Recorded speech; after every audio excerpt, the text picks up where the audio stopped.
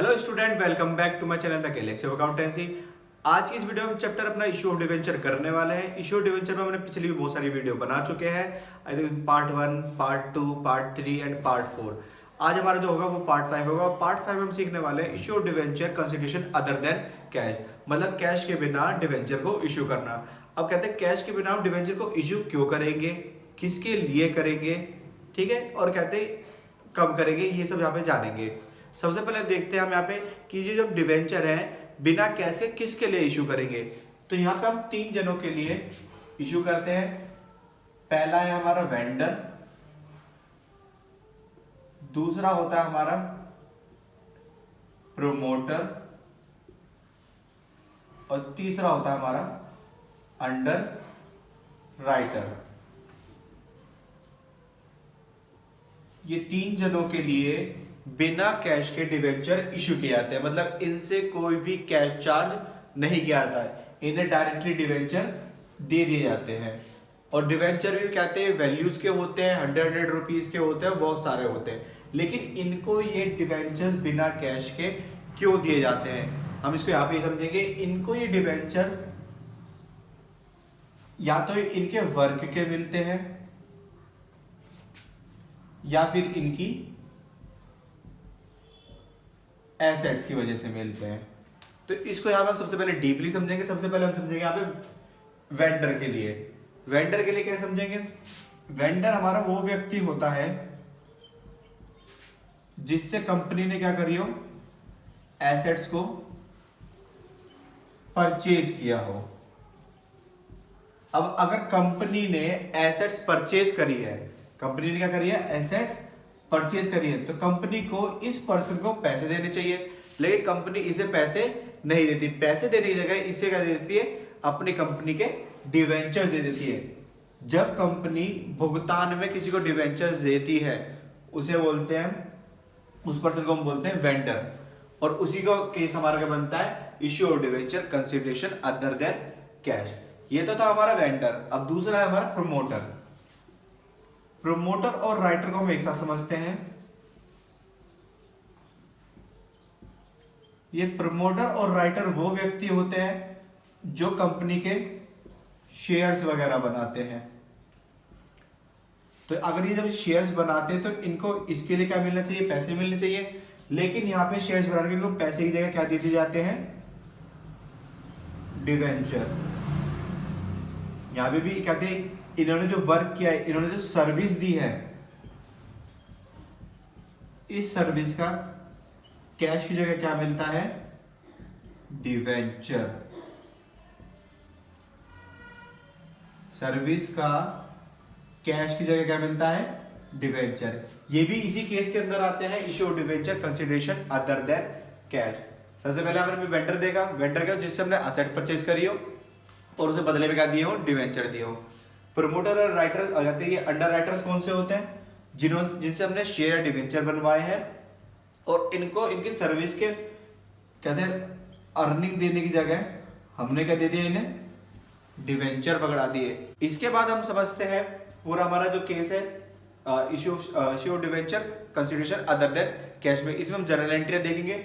सबसे पहले आप इसको ध्यान रखेंगे। तो देखिए सबसे पहले हम यहाँ पे केस करते हैं अपना वेंडर वाला।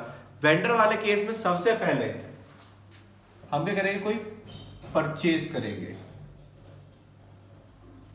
अब हम परचेज क्या कर सकते हैं, तो यहां पे हम परचेज करते हैं 2 चीज। या तो हम कोई एसेट्स परचेज करेंगे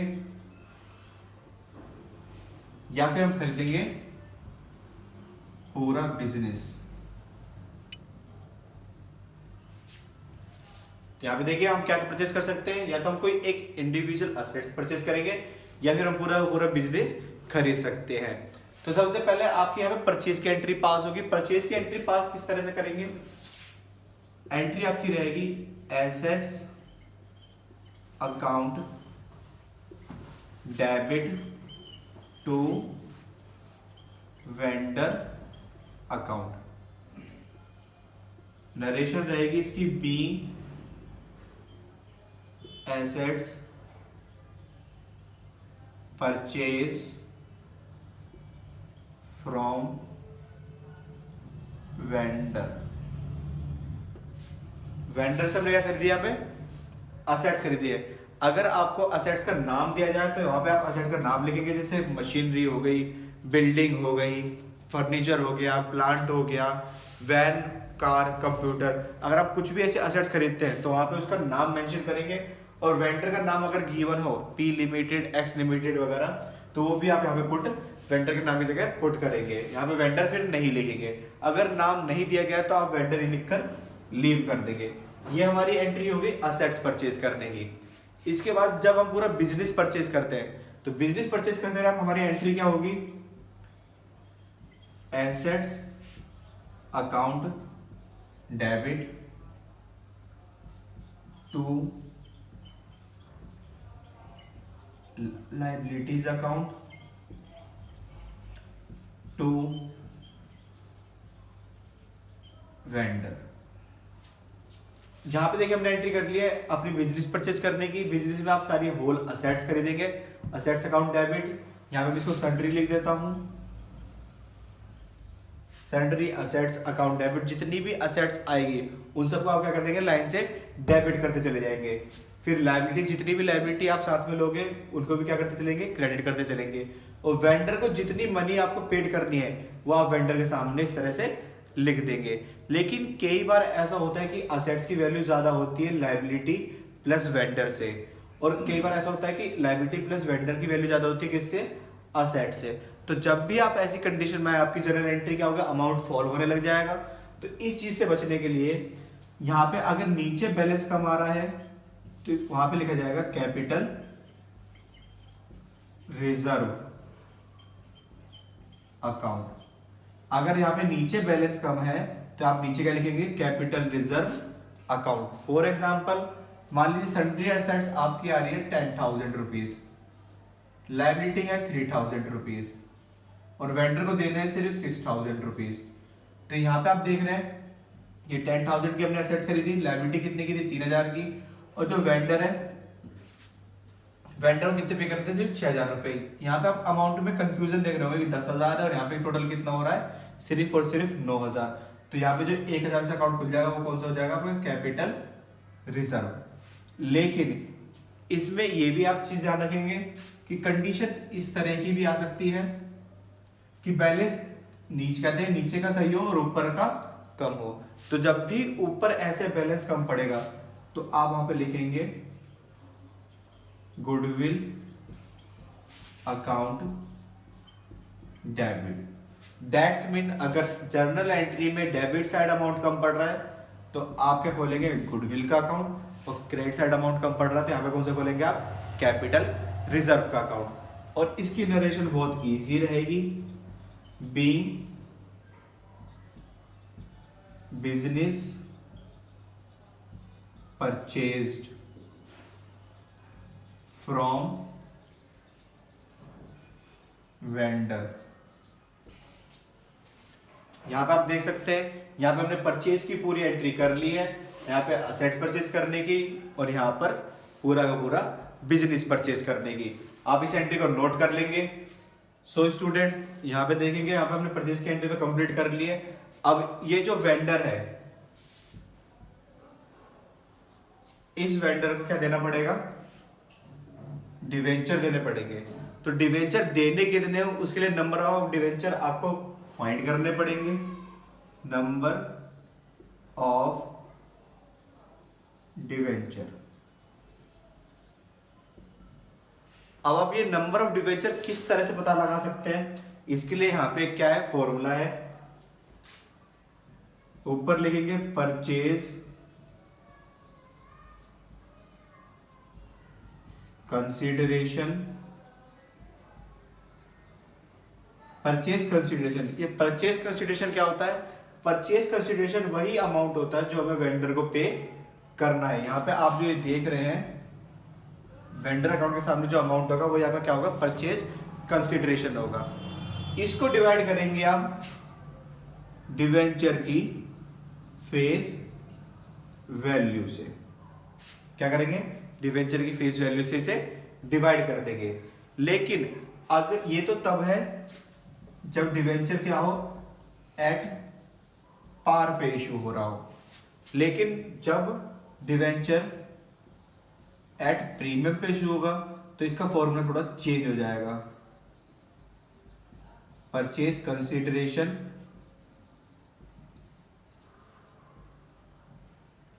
अपॉन में face value minus plus premium. Premium से वैल्यू बढ़ती है तो ये हमारा प्रीमियम वाला फॉर्मूला हो जाएगा, परचेज कंसिडरेशन अपॉन में फेस वैल्यू प्लस में प्रीमियम। ये आपका फॉर्मूला रहेगा एट प्रीमियम वाले केस में। क्या निकालने का? नंबर्स ऑफ डिवेंचर निकालने का। लेकिन ये फॉर्मूला भी कहते हैं आगे तक किसके लिए जाएगा? सिर्फ प्रीमियम वाले केस में। और एट पार वाले में कौन सा जाएगा? ये वाला फॉर्मूला। जब डिवेंचर एट डिस्काउंट पे इशू करे जाएंगे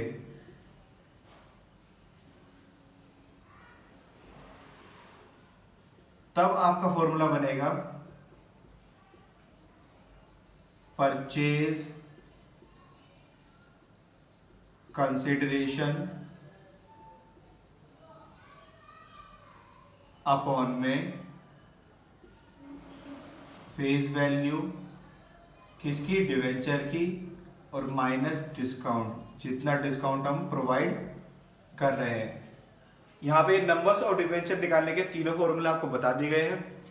एट पार पे निकालेंगे तो ये वाला फॉर्मूला लगेगा, एट प्रीमियम पे ये वाला, और एट डिस्काउंट पे ये वाला। अभी तीनों के तीनों फॉर्मूले से हम number of debenture find out करके देखेंगे। आप इसे नोट कर लीजिए। सो चलिए स्टूडेंट्स, यहाँ पे हम एक कहते क्वेश्चन करके देखते हैं हमारा नंबर्स ऑफ डिवेंचर निकालने का। नंबर्स ऑफ डिवेंचर निकालने का फॉर्मूला मैंने कंबाइंड करके लिख दिया है। वहां पे आपको पूरा फॉर्मूला हमने अलग अलग सेपरेट करके बताया था, यहाँ पे मैंने पूरा फॉर्मूला एक साथ लिख रखा है, सिर्फ आपके कहते हैं नोटिस करने के लिए। तो सबसे पहले मैं आपको एक क्वेश्चन बना लेता हूँ आपके सामने।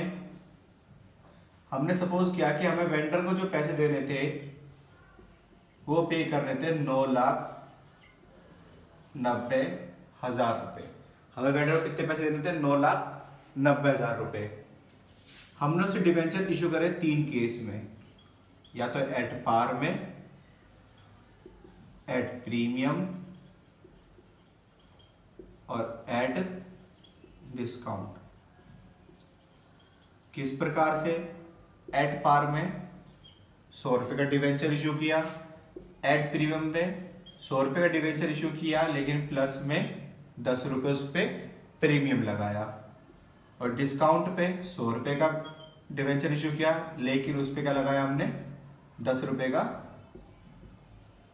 डिस्काउंट लगाया। ये हो गया प्रीमियम और ये हो गया हमारा डिस्काउंट। ये जो आप 10 रुपए यहाँ पे देख रहे हैं। अब तीनों केस में हम नंबर्स ऑफ डिवेंचर्स यहाँ पे फाइंड करके देखते हैं। तो नंबर्स ऑफ डिवेंचर निकालने के लिए हमारा फॉर्मूला हमारे सामने लिखा हुआ है। सबसे पहले मैं निकालूंगा एट पार वाले केस में। एट पार में हमारा आपका परचेज कंसिडरेशन कितना है इसमें? 9,90,000 रुपए, और डिवेंचर की वैल्यू क्या है? प्रति 100 रुपीज। तो आपके पास आ जाएगा यहाँ पे 9,900 डिवेंचर। ये हमारा कौन सा केस था? एट पार का। अब करते हैं हम एट प्रीमियम का केस। एट प्रीमियम पे 9,90,000 रुपए हमारा परचेज कंसिडरेशन था, लेकिन फीस वैल्यू कितनी थी? 100, और प्रीमियम कितना था? 10। तो 100 में आप क्या जोड़ देंगे? यहाँ पे प्लस कर देंगे 10। तो अगर 9,90,000 बटे में 110, 0 से 0 कट, 11 9 99, यहाँ पे आ गया आपका 9,000। मतलब हमने एट पार में कितने इशू करे? 9900, और एट पे में कितने डिवेंचर इशू करे? 9,000। अब एट डिस्काउंट पे और पता लगा लेते हैं हम। एट डिस्काउंट पे हमने 9,90,000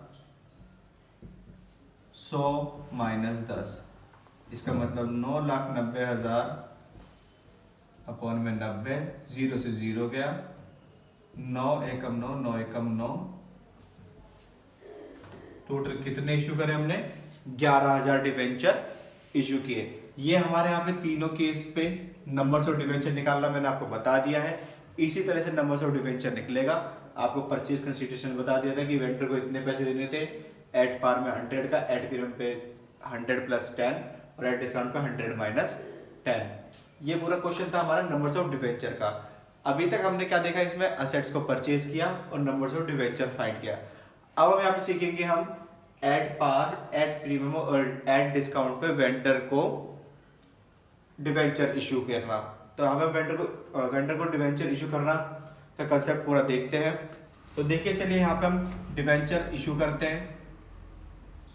issue of debenture to the vendor.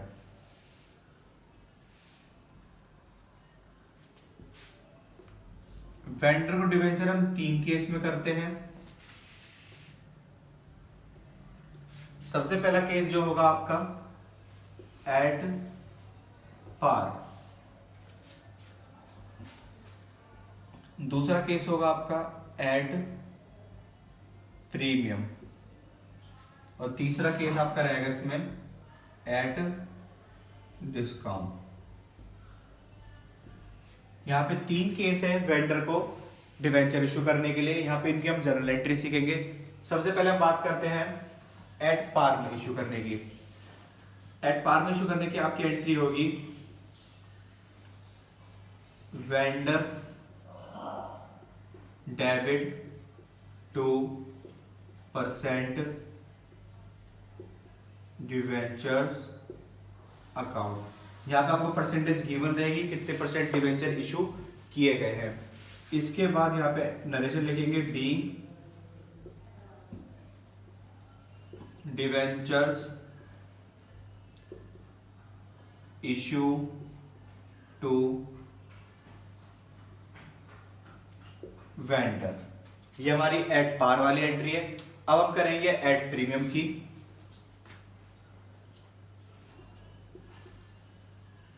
Vendor debit 2% debenture to security premium reserve account. ये वाली हमारी एंट्री किसकी है? एट प्रीमियम पे वेंडर को डिवेंचर इशू करने की। अब हम करते हैं एट डिस्काउंट पे vendor debit discount on issue of debentures account debit 2% debentures account. यहाँ पे इसकी भी नरेशन पोस्ट कर लेते हैं being debentures issue to vendor at premium. यहां पर हम क्या लिखेंगे? Being debenture issued to vendor at discount. ये हमारे यहाँ पे 3 केस है और 3 केस से यहाँ पर आपको एंट्री बता दी गई है। यहाँ पे आप जहाँ पे भी वेंडर देख रहे हैं, वेंडर के सामने वही अमाउंट लिखेंगे जो वेंडर को हमें पे करना है, जो परचेज वाली एंट्री में हमने देखा होगा। यहाँ पे परसेंट डिवेंचर में वेंडर जैसे सेम अमाउंट लिख देंगे। यहाँ पे वेंडर का जो अमाउंट होगा वो पार्ट में डिवाइड होगा, डिवेंचर में और उसकी सिक्योरिटी प्रीमियम रिजर्व में। यहाँ पे वेंडर का जो अमाउंट है और डिस्काउंट का अमाउंट है उसका टोटल कितना आएगा यहाँ पे परसेंट डिवेंचर के अंदर। जब हम इसका क्वेश्चन करके देखेंगे तब आपको ये पूरा कंसेप्ट क्लियर हो जाएगा। आप इस एंट्री को नोट कर लीजिए। तो चलिए स्टूडेंट, यहाँ पे हम एक क्वेश्चन करते हैं। मैं आपको क्वेश्चन पहले पढ़ के बताता हूँ। X limited purchase assets of book value of 4 lakh rupees, 14 lakh rupees and took over the liability of 4 lakh from Mohan Bros. X limited ने मोहन ब्रदर से कितना खरीदा है? एक तो असेट्स खरीदी है 14 लाख रुपीस की, एक लाइबिलिटीज ली है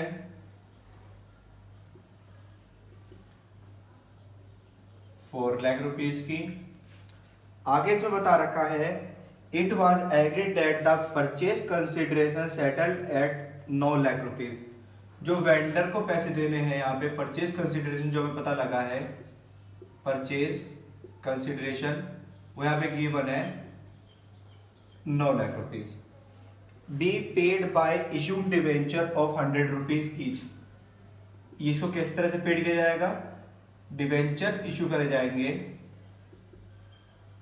वो भी एट रेट 100 रुपीज ईच। आगे इसमें बता रखा है what general entry will be made in the following 3 cases if debenture are issued. यहाँ पे आपको 3 केस दे रखे हैं। एक तो पहला केस है ए एट पार का, बी दे रखा है at discount,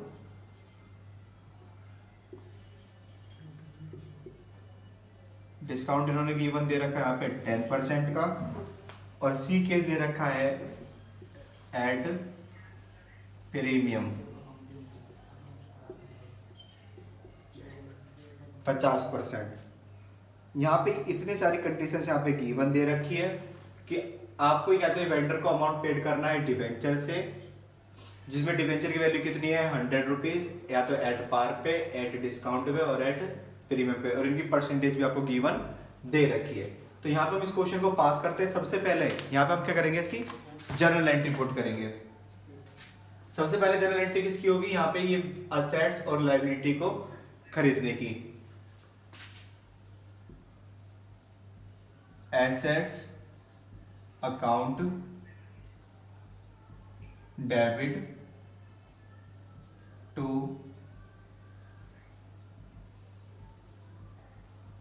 liabilities account to vendor. Vendor का नाम क्या है? मोहन ब्रदर्स। तो यहां पे हमने असेट्स जो खरीदी है वो है 14 लाख रुपीस की। यहां पे जो लायबिलिटी है, लायबिलिटी गिवन है हमें कितनी? 4 लाख रुपीज। उसके बाद मोहन ब्रदर को जो पेड करने हैं purchase consideration 9 lakh rupees. So students यहाँ पे आप देख पा रहे होंगे कि असेट्स तो 14 लाख जा रही है, लेकिन जो हमारी क्रेडिट साइड है वो कितनी जा रही है? सिर्फ 13 लाख रुपीज। यहाँ पे कितने रुपए कम है? यहाँ पे अभी भी 1 लाख रुपीज। और एज पर कॉन्सेप्ट मैंने आपको बताया था, अगर ऊपर बैलेंस कम पड़ता है तो आप खोलेंगे गुडविल अकाउंट, और नीचे बैलेंस कम पड़ता है तो आप क्या खोलेंगे? Capital reserve. देखिए यहाँ पे हमारा कैपिटल रिजर्व का अकाउंट खुल चुका है।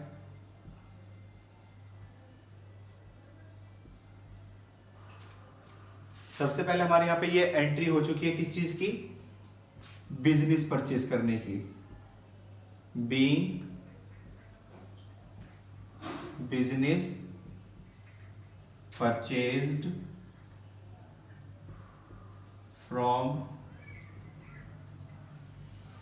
मोहन ब्रदर्स। यहां पर हमने यहाँ पे एंट्री पुट कर ली है, लेकिन अब जो हमारा नेक्स्ट काम है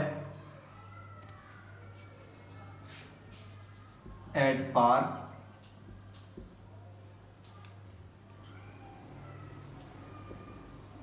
at premium at discount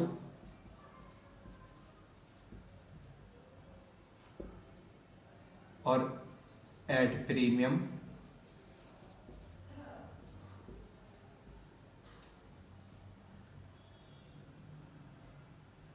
in तीनों केस पर एंट्री करना और इनके नंबर ऑफ शेयर्स भी निकालना। सबसे पहले यहां पे हम एंट्री पोस्ट कर लेते हैं। हमारी एट पार की एंट्री क्या होती थी? वेंडर डेबिट, वेंडर का नाम क्या था? Mohan brothers, two percent debentures account. Discount वाली एंट्री हमारी कौन सी रहती थी? Mohan brothers debit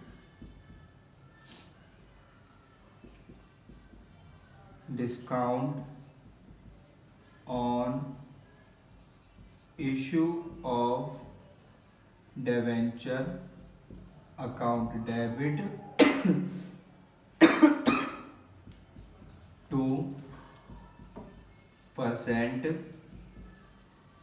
debenture account. और जो हमारी एट प्रीमियम की एंट्री होती है,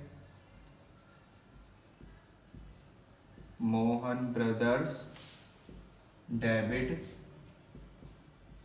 to percent debenture account to security premium reserve account. यहां पे हम ये सारी एंट्री पुट कर चुके हैं। अब है इनकी बैलेंस की बारी। सबसे पहले मैं एट पार पे निकालूंगा।